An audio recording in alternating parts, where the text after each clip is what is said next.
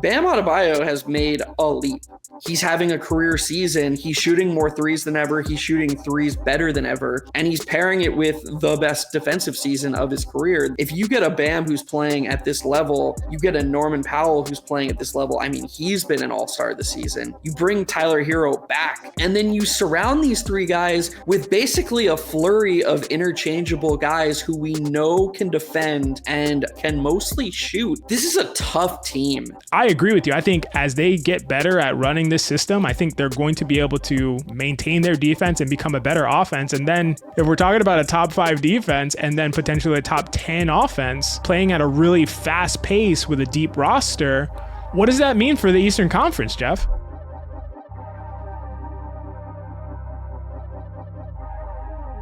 This is Hot Hand Theory. This is a podcast where we talk about the NBA and break things down from an analytical perspective. I'm your co-host XJ. As always, I'm joined by my brilliant co-host Geoff. And Geoff, the Miami Heat are quietly simmering in the Eastern Conference. And this is something we've talked about all season, obviously. In a conference that feels the most open I can remember the East or Western Conference being in years, this is absolutely the time that they can unexpectedly kind of push for contention. And they are showing that with their new offensive approach, and honestly, even more so on the defensive end, that they can potentially make some noise or even more than that in the Eastern Conference if things go and land their way. And they're actually getting better as the season goes on, as they get used to their new offensive approach, which we'll talk a ton about, as they're starting to get three-pointers to go down, as Tyler Herro comes back on board. This team is looking a little scary. I don't know about you, but I feel like the East is kind of sleeping on them. What are you thinking, Geoff? Yeah, it feels like they're being talked about, but not really as a contender. Like they're being discussed like, oh, look, they're doing the LaRoche system, and that's it. It's just like, aren't they like a cool gimmicky? Oh, it's sort of similar to how the Grizzlies were discussed in the middle of last season, where people weren't taking them seriously. It was more just pointing out that they were doing something different. But I think if you zoom in on the Heat, yeah, they are doing some different stuff. It's an Erik Spoelstra team, and I don't know if that's where we should start, but I've always thought that Spoelstra is the best coach in the NBA, and I feel strongly about that, which is saying something with Daigneault and Mazzulla and, you know, all the other great coaches. The league is becoming more and more the influx of all the great coaches in the league. I think Spoelstra kind of stands on his own, and I think the thing that's always put him ahead of the curve is his open-mindedness and his malleability. He really, really seems from season to season to just sort of find a new thing that helps the team and hones in on his team's roster in a way that I don't know if any other coaches are really doing at his level.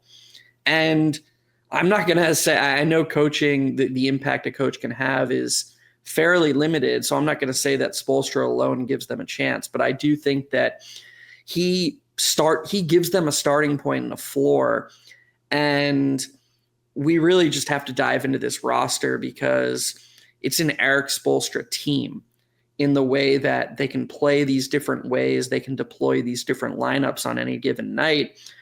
I don't really see them as an easy out for really any team in the league. I think on a night-to-night basis, they're going to be a problem. So I really love the way you phrase that they are being slept on, because I do think they're being slept on as a really good basketball team, which they've been. It's hard to be an above-average offense and an elite defense the way they've been through the first quarter of the season.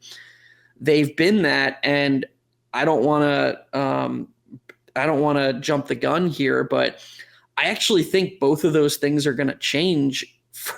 I don't know if this is a team that's built to just be the 13th best offense while being the third best defense. I think their offense is going to get better. Yeah, you said a lot there, and I don't think it's a big or crazy claim by any means to say Erik Spoelstra is the best coach in the NBA. I think, to me, he is one of the top 3 or 4, and if you want to give it to him by longevity and track record. I think that makes all the sense in the world to me. But you really hit on what I appreciate the most about Erik Spoelstra as well. And you mentioned the Noah LaRoche system and all of that, and we'll talk about that, but obviously it's been talked about a lot. But I agree with you. I think it's his willingness to sort of, do things that aren't something that maybe comes naturally to him, or coach in a way that isn't the way that he's always coached, to be one of the best coaches in the league for years, and then to just reinvent your entire offensive approach all of a sudden.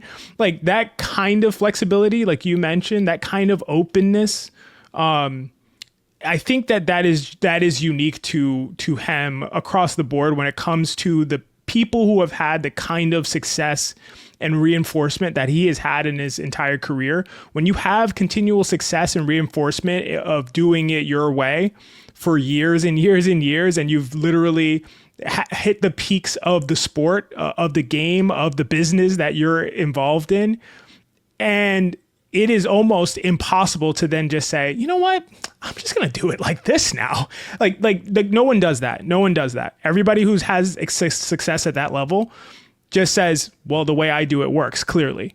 That kind of openness is really unheard of, in my opinion. And so I think that his ability and interest and uniqueness when it comes to buying into different approaches and to making sure he's always structuring his system around his players, about his specific team in a given season, not based on what he thinks works, what he thinks is the best way to approach the game of basketball, but what he thinks those things are with respect to the actual roster that he has in front of him.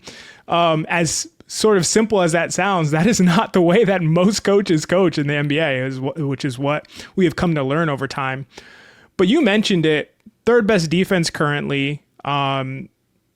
They're holding opponents to a very low effective field goal percentage, 13th best offense, a very low turnover rate, which is classic Erik Spoelstra. And when you play in the style that Heat are playing, which is, spacing it out, attacking off the dribble a bunch, and you're only making kind of easy passes to guys who are oftentimes one pass away, you're probably not going to turn it over that much, which is really good for them in terms of playing that possession game. And we should just, to cover our bases, talk about the Noah LaRoche system. Obviously, Heat fans know all about this extensively, but if you've listened to this pod ever, you know that this has been, in terms of Noah, the coach that I've been most impressed by in the league among assistants, and not just for his innovative approach to the game in terms of, simultaneously maximizing spacing and opening wide driving lanes, which is what his approach is really all about. People talk about, it's about removing screens. And it's like, why are we removing screens? It is to maximize space and driving lanes simultaneously, which some people who criticize 5-out offense, talk about how, because in many alignments you have players all around the perimeter, it makes driving lanes tighter, since off-ball defenders can more easily kind of help off of their player and get back to their guy.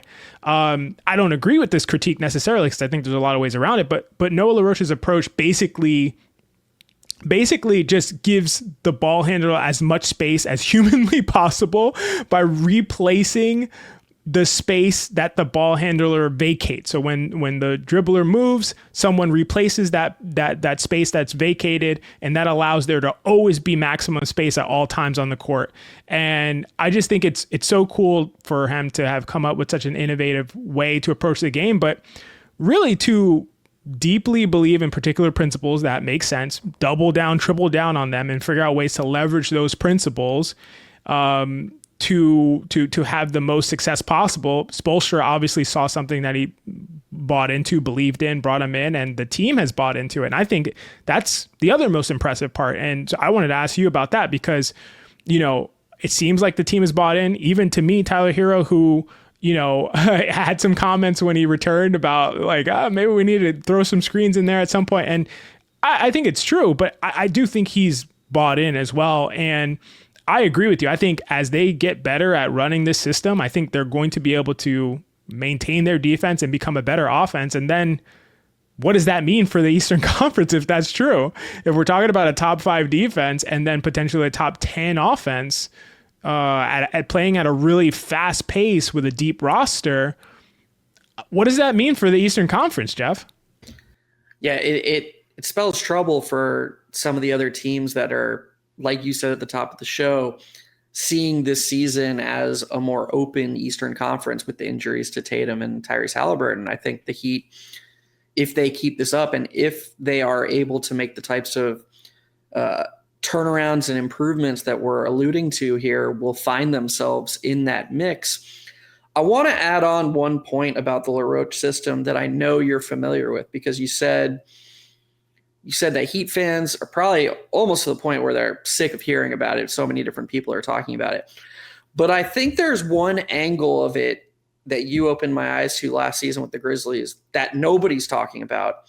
And I think nobody's talking about it because they haven't had success in this area yet.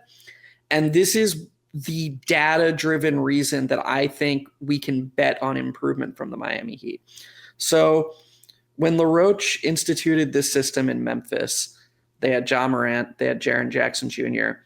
And yes, they weren't setting screens. And yes, they were trying to maximize space. But I think the people who try to just reduce the system to not setting screens are sort of like the people who call Moneyball about walks. You know, it's kind of missing the forest for the trees in the sense of, like you were alluding to, what the underlying goals are. And I think the biggest underlying goal, in addition to space, is playing the possession game. And if you look at rim attempts and attempts from 5 to 9 feet, the Heat are at the top of the league from 5 to 9 feet from floater range, and they are 6th at the rim in attempts. One, they're not really making those shots. I expect that to just naturally go up. I think they're going to get better from those ranges. But two, and more importantly, what is the goal of shooting a bunch of shots from 5 to 9 feet? Yes, obviously the goal is to make them. But those are amongst the most offensive rebounded shots in the entire league. The Miami Heat XJ are 23rd in the NBA in offensive rebound rate this season. If you look at the Grizzlies last year, they were at the top of the league, and they were at the top of the league. Okay, Zach Edey was a big part of it. The Heat don't really have a Zach Edey, but they were at the top of the league because of the types of shots they were shooting, and the way that the defense had to cover for this odd spacing.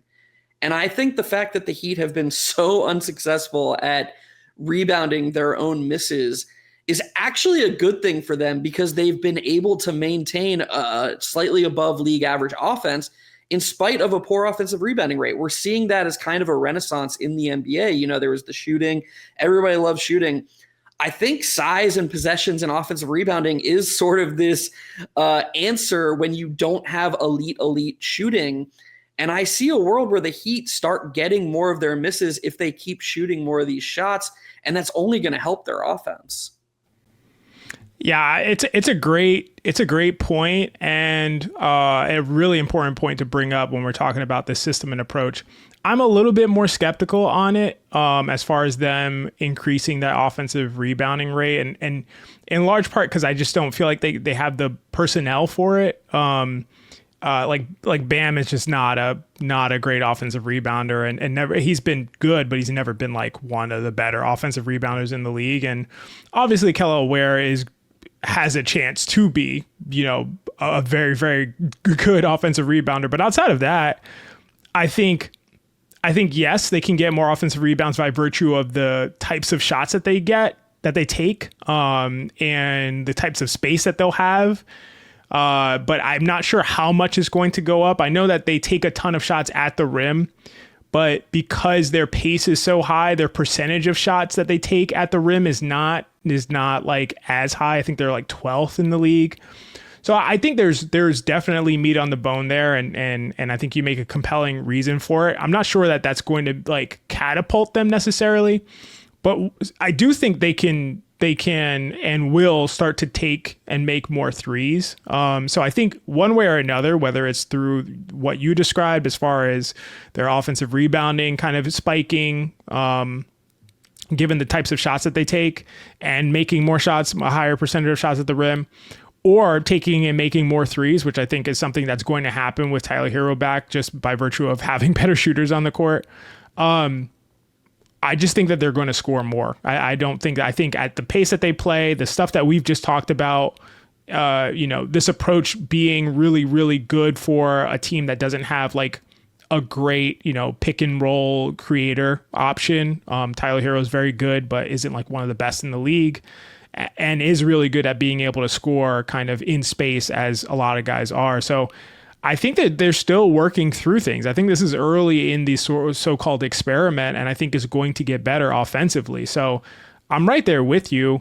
I think I'm curious what you think about like where they stand. So it's a very optimistic outlook. They, just completely went crazy, in this most recent game here, hitting 24 threes, which I'm not sure is not a Miami Heat franchise record for threes made. So I think that's a really high, a really nice indicator of where things are moving for them.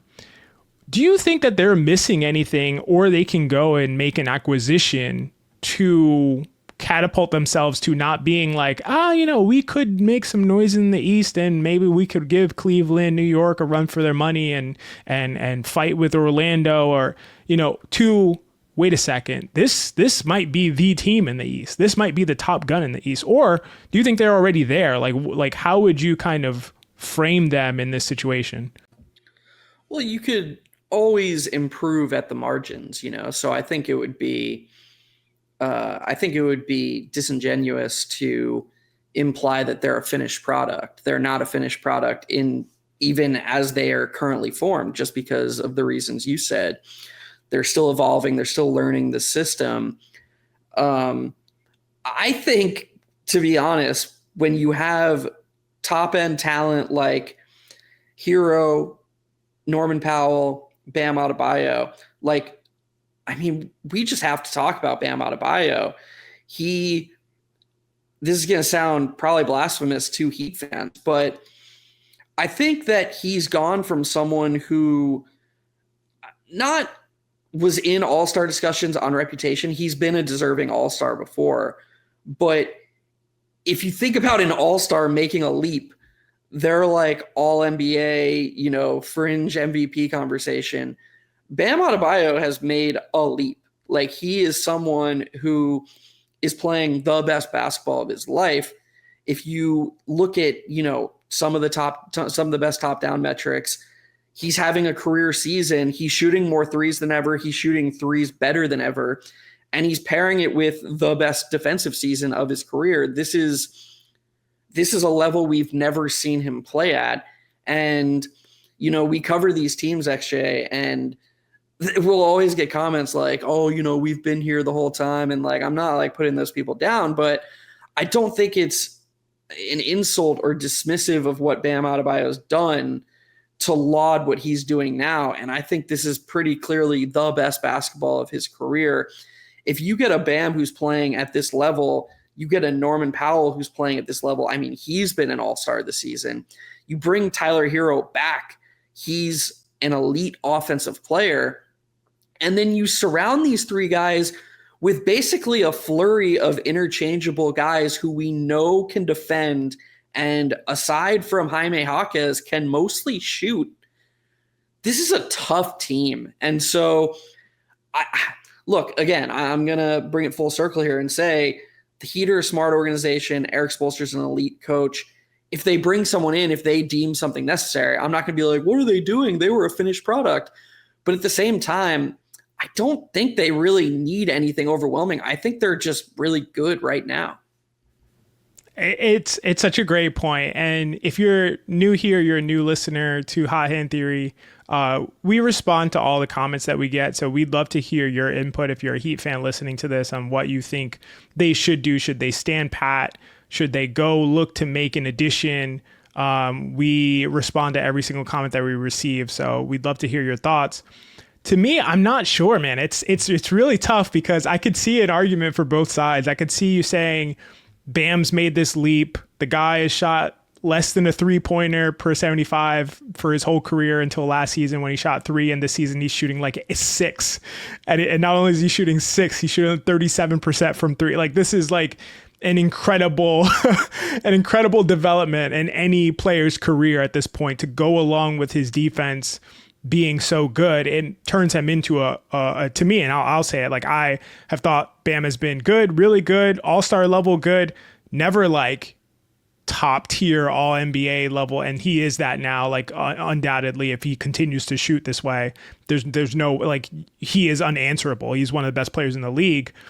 And then you have Norman Powell playing like he is, another all-star that you have. Again, this is what I mean about this team being slept on, as far as you have two very, very clear all-stars, if not two all-NBA level guys right now on your team, and I don't hear them talked about in this way very often. So it makes it, and like you said, you have a bunch of guys who can shoot around them. You know, you have Wiggins is able to play defense. Fontecchio is on a super funk, but he can shoot really well, obviously. And we know that Tyler Herro is going to come back and is one of the best snipers in the league. And it just, Kel'el Ware is getting even better at only 21 years old. Like, these guys, Drew Smith, like, who I don't want to go on a tangent, but Drew Smith is, like, to me, one of the best kept stories, like quietly kept stories in the league right now. Didn't really get a chance in the NBA until he's like 25 years old, and then came back from significant injuries like Achilles, ACL. I don't remember if he tore his ACL or not, but he had some kind of knee surgery, and now he's playing demon defense right now. He leads the league in steal percentage among all players who have played over 10 games. He's playmaking, he's hitting threes at a respectable clip. So you have really great top end talent that's completely underrated right now, along with really strong additive players around that top end talent. That generally is a formula that you and I, Geoff, here say, like, man, that's a really scary and better than advertised team. That being said, do I think they're going to come out of the East? I think they could. What do I think their chances are? I think they probably need a little bit of luck in terms of, you know, a team having a bad shooting stretch against them in a playoff series, having the right kind of path, these guys still clicking on all cylinders. Like, Norman Powell is playing insane basketball, and Norman Powell is, like, I think he just turned 32, or maybe he's just turned 30. He's 32 or 33, and he's playing insane basketball. Do I know that Norman Powell at 32, 33 is going to suddenly, you know, make this kind of leap offensively? He's always been really good, not this good. I'm not sure if I think it's sustainable. So I don't know. I almost, and Heat fans may not like this, but, like, I almost think there is an argument to say, like, man, we can win it this season. We can literally win the East this season. It's right there for us. Should we make a deal for a Lauri Markkanen? Bring Lauri in. You have to give up a lot to get him, for sure. But you put Lauri in this system, it's a perfect fit. Like, attacking in space is what he does extremely well. People think of him as a shooter. Attacking in space and getting to the rim and dunking on people is something that Lauri does at an extremely high level, is very devastating in transition. Completely underrated for his game in that way. Highly connective passer, obviously an elite shooter when it comes to volume, shooting 9-10 threes a game.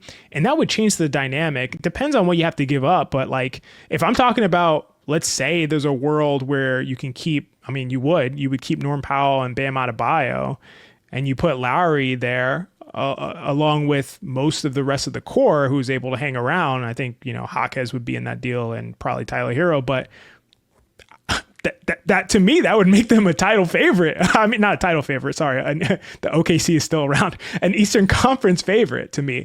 So it's a tough situation. Maybe Heat fans don't want to think about that right now, want to just enjoy what they have going on and what they're building. And honestly, I would love to hear from Heat fans and see where your heads are at, and engage with you on that level. So yeah, I think it's a lot to think about and to consider. The cool thing about Lauri with the Heat, assuming they keep Bam Adebayo, which I think they would have to. Yeah.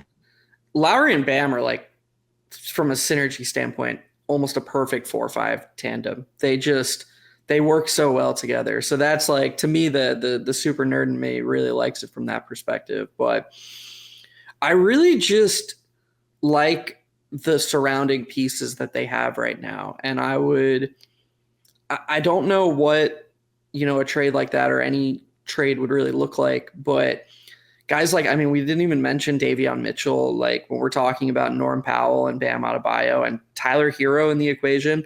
Like Davion Mitchell is just an ideal guard in the fact that like you don't need to put the ball in his hands for him to return high quality two-way impact, especially when he's shooting like this. He's shooting over 40% from three. And I know shooting has always kind of been his bugaboo, but you've got now 2.25 C2.25 seasons of 36%, 39%. It's been rising, and you have to feel like Mitchell knows he's a consistent shot away from just having a very secure spot in the NBA, because there's no questions about his defense. He's rugged. He can give anyone challenges at the point of attack. He works his ass off. So it's not too far-fetched to believe he's been working on his perimeter shot. You mentioned Wiggins. I just think that with so long as Powell and Adebayo are playing this way, they do have a realistic shot to get through this East, and they've got the depth to sort of make it so that Bam and Powell aren't going to be overwhelmed with injuries. Tyler Herro, as he comes back from injury. At the bare minimum, I would want to see how Tyler Herro infuses himself into this system. Can he be additive to what Powell and Bam Adebayo are already doing? Can the three of them work together? Because you don't want to get to a point where Tyler Herro coming back means that Bam and Powell, more so because they kind of have overlapping spaces and overlapping positions. You don't want to get to a point where those guys are lesser versions of themselves. Like, these are the maxed out versions of them. You want to keep those players.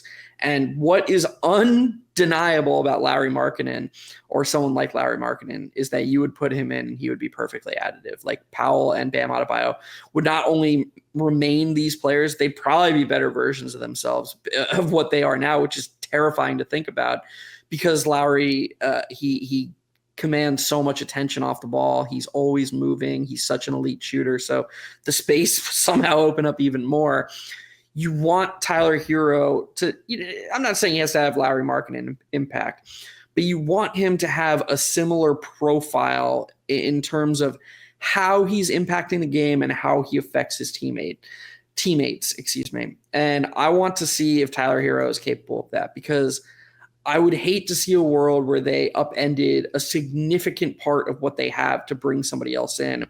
I think if Tyler Herro can meet Norman Powell and Bam Adebayo, or come close, approach their level of impact in an additive way, they have everything at their disposal, and they just need to keep evolving within this system. Yeah, I think that's a strong argument to stand pat, and to be frank, like, this is not something they'd do tomorrow. This is something they'd push to the deadline to kind of see how things are going. There's tons of more time to get information on how Tyler Herro will incorporate himself and the way that he'll play, how additive he'll be, and I believe he can be that. And I also believe that they really need somebody who can create at the ends of games and those kinds of situations. And I do think he's a guy who does that at a high level offensively. So there's no, to me, I'm not saying like they really need to do this, but I do think there's a world where you make a deal and it like puts you in that, like, from, oh yeah, those guys could potentially win the East, to like, oh, those guys are probably going to win the East. But, we'll see. There's still time on that. Kel'el Ware is just like so interesting to me, because clearly has ridiculous talent and upside. And to me, this is the kind of thing when you see the guy at 21 and then he gets a little better, he takes a little step back, and then you kind of forget about him if you're not a Heat fan or you're not watching him every day. And then like 2 or 3 years from now, you're like, whoa, this guy's like one of the best centers in the NBA. How did that happen? Like, this is the kind of guy it happens to, that has like all the tools, starts to show you little glimpses, has a game where he goes 3 of 5 from 3, and you're just like, oh, I didn't know he could do that. And then it just has a game where he's completely dominant defensively and gets like 3 or 4 blocks and 2 steals to go with it. And you're just like, oh man, he's doing it here and there. It is, to me, going to take a little while before he puts that all together and becomes the actualized version of himself. And I don't think that the Heat should necessarily speed up their timeline, but I do think, like, man, it's so appetizing to me just watching the Eastern Conference, looking at the Pacers not being a shell of themselves without Haliburton, looking at the Celtics, who are still pretty good and dangerous, but obviously they don't have Jason Tatum, so they don't have that level of ceiling that they can get to. Looking at the Knicks, who are, you know, in their first year in a new system, looking at the Cavs, who have been looked a little more vulnerable so far this season. Obviously, you know, things are very early. They haven't been fully healthy, but it just feels like the East is so open, and that's what's most interesting to me. Another thing, you know, Nikola Jovic, like, to me, this is a guy I've been super, super high on. Like, I've been like very high on Nikola Jovic, and he lost his powers this season so far. I don't know what's happened to him. That doesn't mean it's gone away. It'll come back, and he'll get his shot back and play a lot better. But yeah, I do think probably I didn't mention Jaime Jaquez, like, started off like, oh, this guy's the most improved player in the NBA, and then just took a tumble as far as his defense and his offense. But I think you can be patient with these guys and let them develop, and then you're looking at like such a great young core. But at the same time, just kind of thinking about how Miami operates, it's like, man, this is right there for you. This is right there for you. You can take the Eastern Conference right now when no one even expected you coming into the season being a team that was on the cusp. So that's really the point of my questions. But yeah, I think your argument's really strong for kind of standing pat, and you could even win the East with what you have right now. Yeah, they could. I love that you brought up Ware, because I love Kel'el Ware. I'm so high on him. It's just, like, even just stripping it down to the most bare, like, things he does, or excuse me, like as generalized a version of analysis you can give. You just don't get young 7-footers who have shown shooting flashes and rim protection flashes like he does. Like, it's just, I think the sky's the limit for this guy. But something I've always felt about the Kel'el Ware situation is sort of similar to my feelings about what's going on in San Antonio. And I think the conversation in San Antonio has kind of been put on hold because of injuries, but me and you have talked about it on the side. I think that's coming. And until Spoelstra fully commits to a world where Ware and Bam can play together, I just think the two of them are I think you eventually are going to have to make a choice. Unless you're willing to play them together, which I don't see why you wouldn't be willing to play them together more if they can both shoot how they've shown. But like, and it's not like the results have been bad. I think they've played like 100 non-garbage time possessions, and they're winning those minutes slightly. But look, Spoelstra is one of those coaches that you kind of just defer to. You know, you say, well, he's not going to it. He must be seeing something that I'm not. And I feel that way about Spoelstra. I respect him that much. And if he's not going to it more, when, to me, I don't know if you disagree with this, XJ, but to me, it's super intuitive to, with a team like the Heat, start them together, try to play them together, and play them together and just see how they can grow together. Because if they can't play together, and Bam Adebayo is just never going to be a guy that you're capping at 25 minutes to get Kel'el Ware more minutes. If Bam's playing 30, 32, 33 minutes a game, you kind of have this talented center who can only play 15, 17 minutes a game. You have to make that eventually something has to give there, right? Yeah, I definitely hear your point. I mean, Bam plays about 30 right now. He'll probably get up above that. So Kel'el Ware will have his minutes capped if he's always like Bam's backup. And so I think they'll play together more as the season moves on.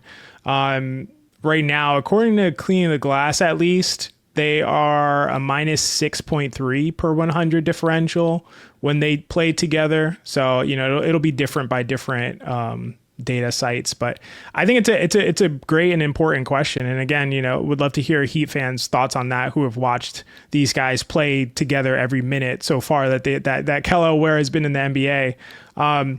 But I think we'll wrap there, and I think we pose a lot of really important questions. But the main point is that Miami Heat are very scary and dangerous right now as constructed, which feels like it shouldn't even be the case. But we've seen, I wouldn't say unexpected, but leaps from Bam Adebayo when you don't see a guy as good as he is have a leap, going into his late 20s.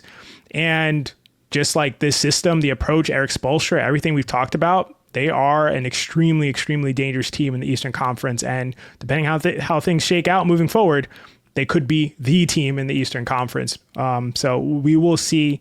If this is your first time listening to us, this is Hot Hand Theory, and we break down teams in depth like this every single week, and would love for you to subscribe and join us along our journey to continue to grow and cover the NBA at large. Appreciate you joining us. And for Geoff, I'm XJ, and this has been Hot Hand Theory.